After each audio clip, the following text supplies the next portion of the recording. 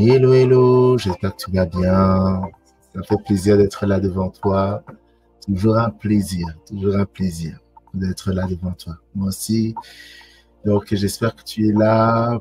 Prends le temps de liker, prends le temps de partager, prends le temps de commenter cette vidéo. On va passer un bon moment ensemble. N'hésite pas à partager, n'hésite pas à liker. C'est encore une super vidéo qu'on aura, une vidéo qui sort du cœur. Alors, essaye de partager, s'il te plaît, de liker et de partager, s'il te plaît. Donc voilà, euh, avant de commencer, en fait, ce live, on va vraiment parler du cœur à cœur. Donc, partage pour une personne, en fait, qui vit un moment difficile, surtout une personne qui est en train de vivre un divorce, qui vit une séparation, qui vit un divorce. On va parler de choses très importantes aujourd'hui, très puissantes, très importantes, très essentielles, très essentielles.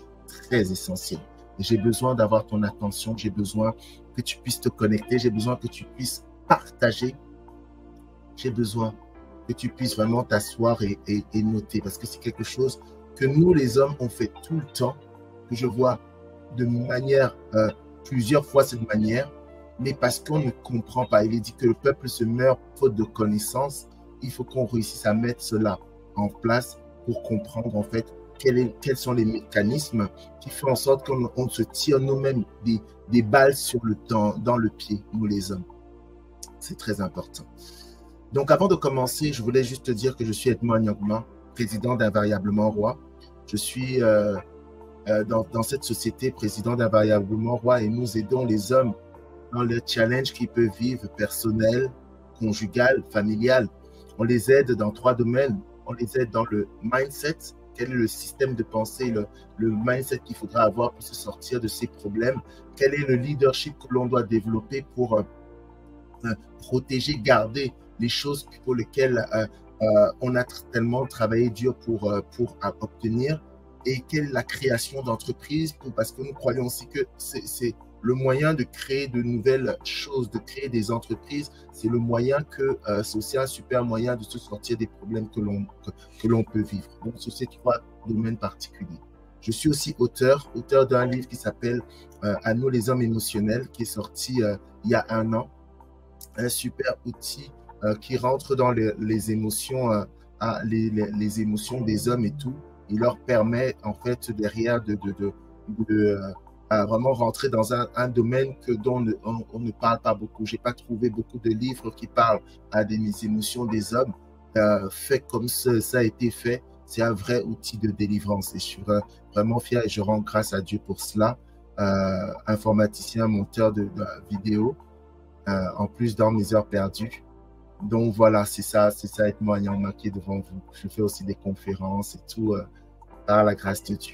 Et aujourd'hui, en fait, pourquoi je suis comme ça là, assez, comment on appelle ça? Je ne suis pas forcément, tu me vois souvent très souriant, tu me vois souvent avec beaucoup plus de peps, en fait. Mais c'est parce qu'en fait, je me suis levé pour ce live avec un cri de cœur. Avec un cri de cœur. Quand je vois les hommes écrasés dans la société, quand je vois les taux de divorce, quand je vois les hommes dans les prisons, quand je vois les hommes dont on bafoue les droits, qu'on écrase de partout, quand je vois des hommes qui ont des difficultés à se lever, quand je vois des hommes qui vivent des vies en fait qui n'ont pas choisi, quand je vois des hommes complètement écrasés, oh là là, ça me tue, ça me tue.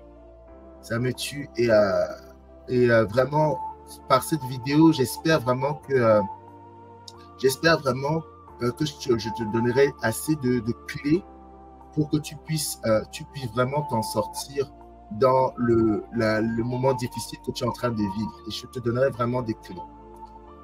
En fait, je suis tombé l'autre jour sur un livre que j'ai écrit.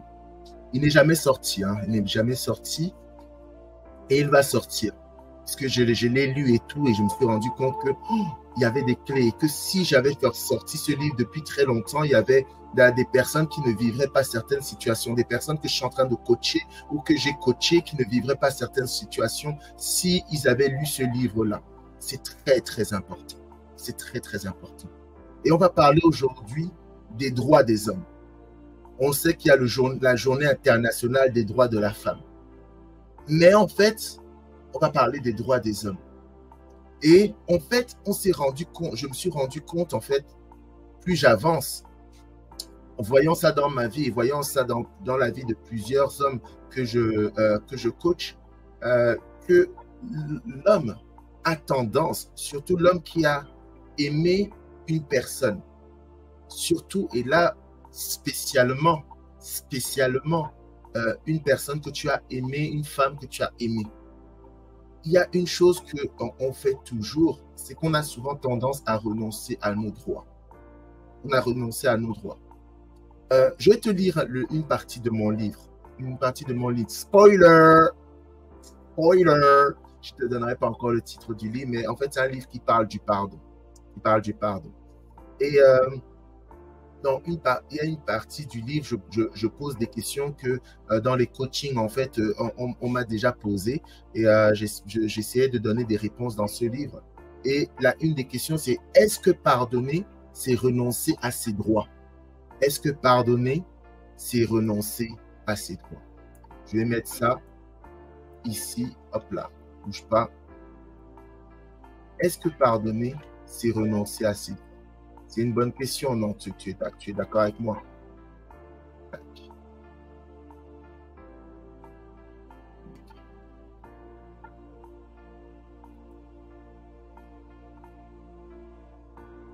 Attends une seconde, crier. Quand tu as ça, est-ce que pardonner, c'est renoncer à ses droits?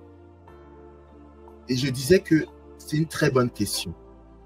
Et là, en fait, je disais que c'est vrai que j'ai souvent confondu pardon et mes droits. En fait, les clés que je mets en place dans ma vie, en fait, pour pardonner, sont souvent tellement efficaces que j'ai renoncé à me battre pour mes droits. Notamment, avoir la garde équitable de mes enfants. J'étais en paix et je pensais que cela empêchait de demander, que comme j'étais en paix avec moi-même, cela devait forcément m'empêcher à demander justice sur certaines choses. C'est une chose que j'ai finalement regrettée, que j'ai eu à regretter, car renoncer complètement à ses droits crée des frustrations. Et j'ai trop tiré sur la corde.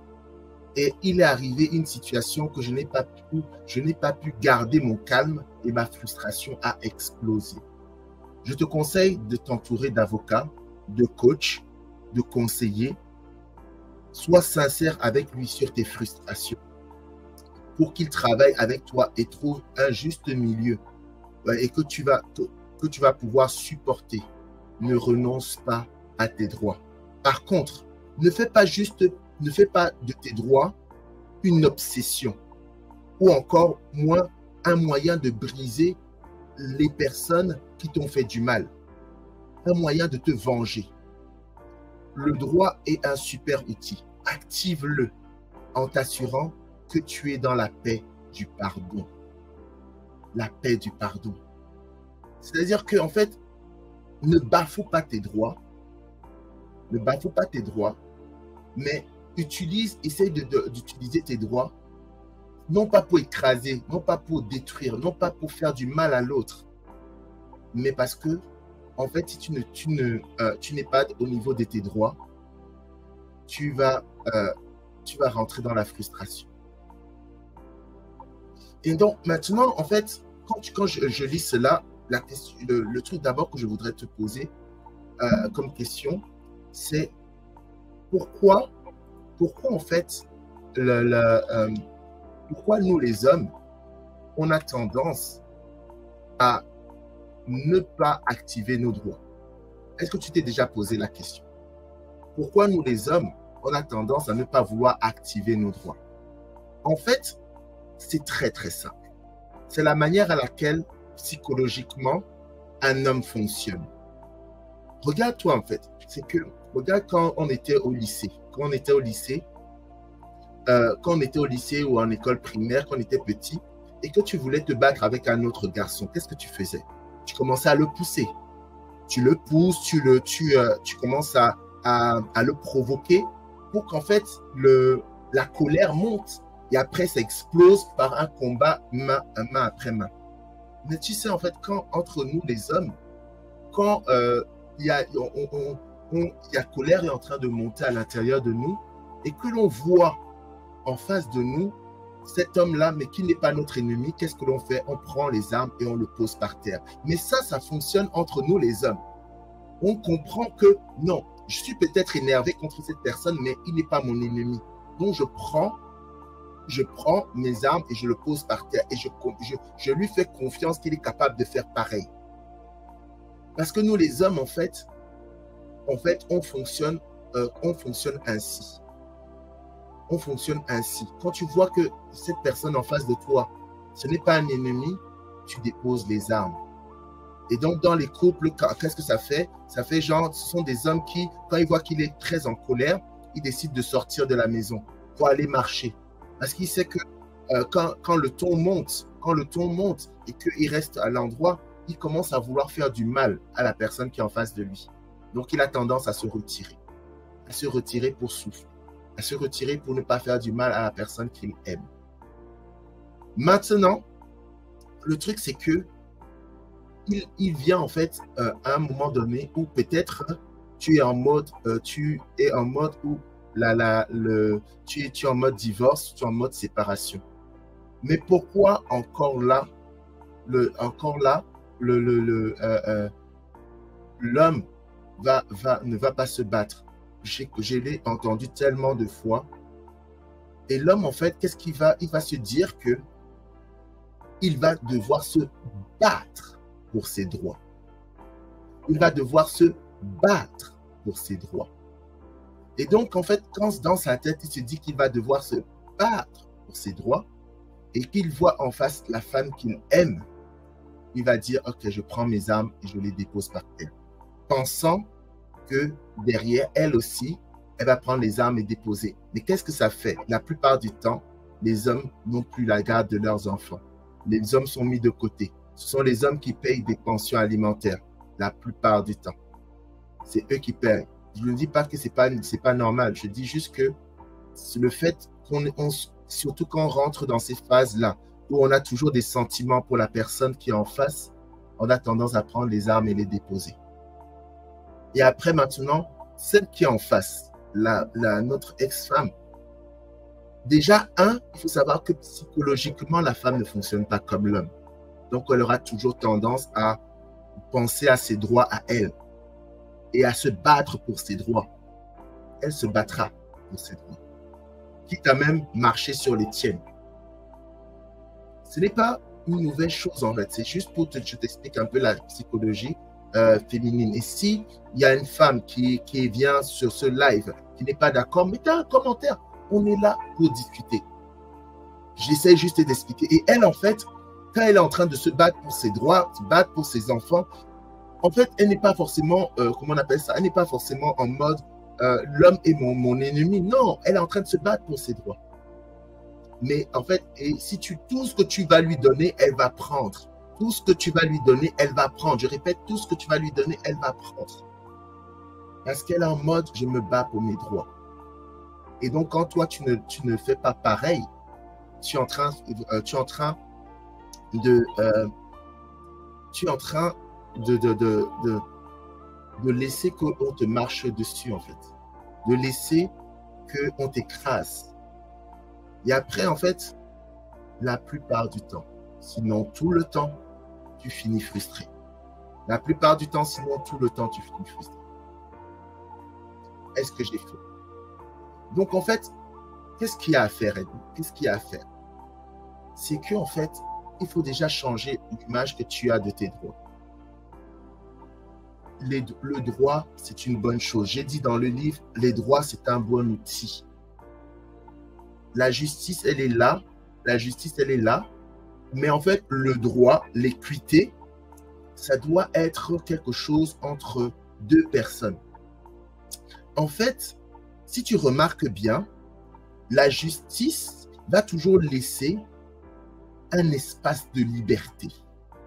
La justice, elle est là juste pour mettre des garde-fous. C'est comme des haies autour de la maison. Et donc, les haies autour de la maison vont laisser place au milieu entre la maison et les haies d'un endroit où les enfants peuvent jouer. Mais donc, un espace de liberté. Tu vois, un espace de liberté. Et en fait, les enfants juste n'ont pas le droit de traverser la haie pour aller dehors parce que là, c'est dangereux. Il y a les voitures. OK? Et ils ne peuvent pas rentrer dans la maison parce que sinon, ils vont casser les effets à la maison. Ils ont un espace de liberté. C'est la même chose avec la justice. Ça nous donne un espace de liberté. Un espace de liberté. Et donc, cet espace de liberté, c'est maintenant à toi de te battre pour tes droits. Bats-toi, tu ne te bats pas contre l'autre, tu te bats pour tes droits. Tu te bats pour ce que tu as envie. Tu te bats pour ce que tu as envie. Ce n'est pas une mauvaise chose. Quand tu vis ces moments-là, ce n'est pas une mauvaise chose de se battre pour ce que toi tu veux, afin de ne pas regretter. Parce que après, quand tu as signé, quand tu as posé ta signature, bien aimé, quand tu as posé ta signature sur quelque chose que tu ne valides pas, ça va se valider quand même. Ça va se valider quand même. Et maintenant, pour revenir en arrière, c'est tout un souci. C'est tout un souci pour revenir en arrière. Parce qu'on va te dire, tu as eu le temps de peaufiner, tu as eu le temps de relire, tu n'as pas vu qu'il y avait un problème, tu as signé. Voilà, tu as signé.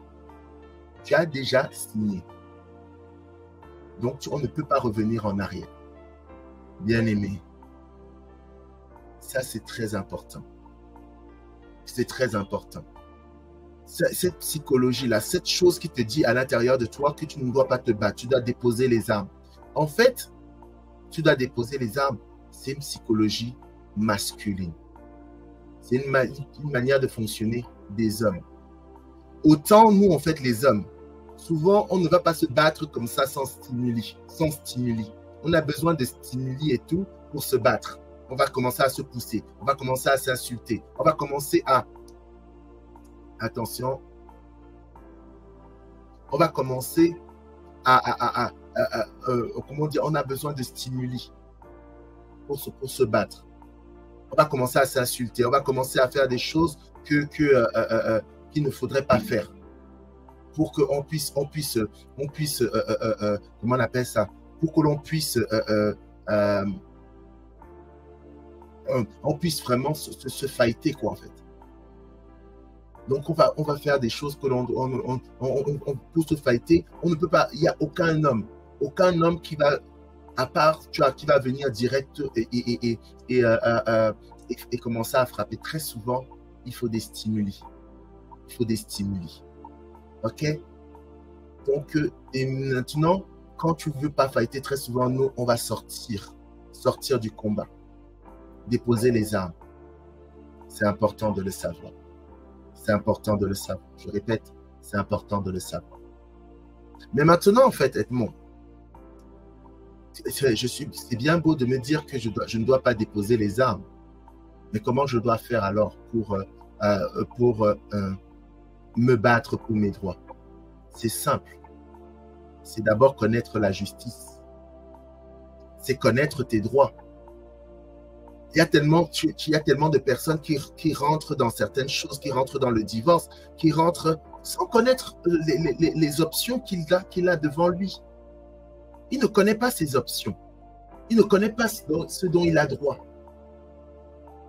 Moi, je te dis ça en connaissance de cause. Chaque fois que je partais, on m'imposait les choses, en fait, parce que je ne savais pas dont j'avais droit. Et après, je faisais que dire, oui, d'accord, ok, donnez-lui ça, ci et tout. Mais après, tu regrettes. Encore une fois, tu n'es pas obligé de le faire en détestant ton ex-épouse et tout. Non, non, tu n'es pas obligé de rentrer là-dedans. Ce n'est pas un moyen de la détester. C'est un moyen de te battre pour tes droits. C'est un moyen pour te battre pour tes droits. Est-ce que tu comprends? Est-ce que tu comprends? Donc, tu dois connaître tes droits. Tu dois connaître dans ta situation quelles sont les lois qui parlent en ta faveur? Ou quelles sont les lois qui parlent contre toi? Contre toi.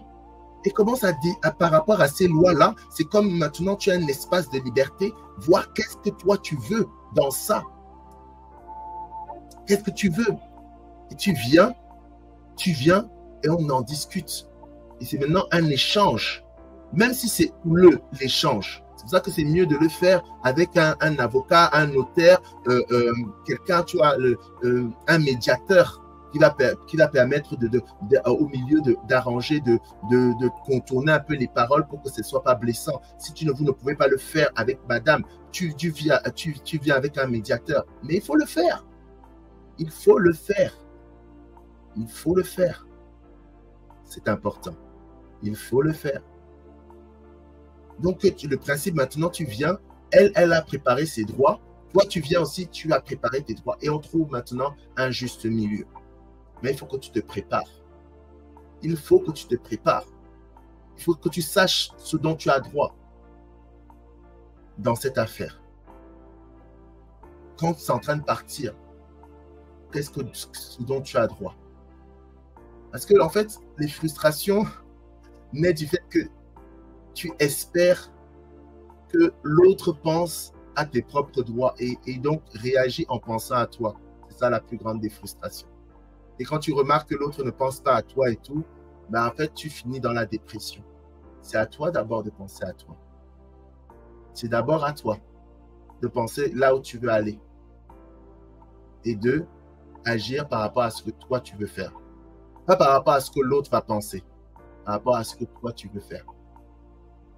Point. Et parce que quand tu es comme ça, tu vas assumer les conséquences des actions que tu vas poser. C'est tout simplement ça. C'est tout simplement ça. OK? Donc, en fait, là, tu dois prendre le temps de savoir quels sont tes droits. Quels sont tes droits. Prends un professionnel. Comme j'ai dit tout à l'heure, il prend un avocat. Prends un professionnel au milieu et bats-toi pour tes droits. Oh, j'ai trop d'hommes. J'espère que tellement d'hommes vont voir cette vidéo. J'ai trop d'hommes qui me viennent, qui ont laissé leurs droits être piétinés. C'est une grosse cause c'est une grosse cause de problématique. Bon, faut que ça cesse. Faut que ça cesse. Faut que ça cesse. Se battre pour ses droits, c'est pas se battre contre l'autre personne. C'est se battre pour ses droits. C'est se battre pour ses droits.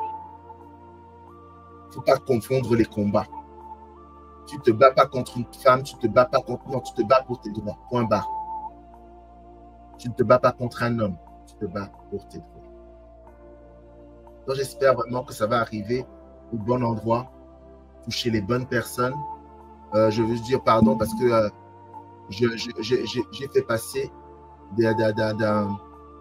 comment dire, des petits trucs et tout qui ne devraient pas passer. Mais bon, il n'y a pas de problème. Donc j'espère que toi, tu vas bien. Voilà, c'était Edmond Nyangma. J'espère vraiment que cette vidéo va faire du bien à quelqu'un. Ok, allez, ciao.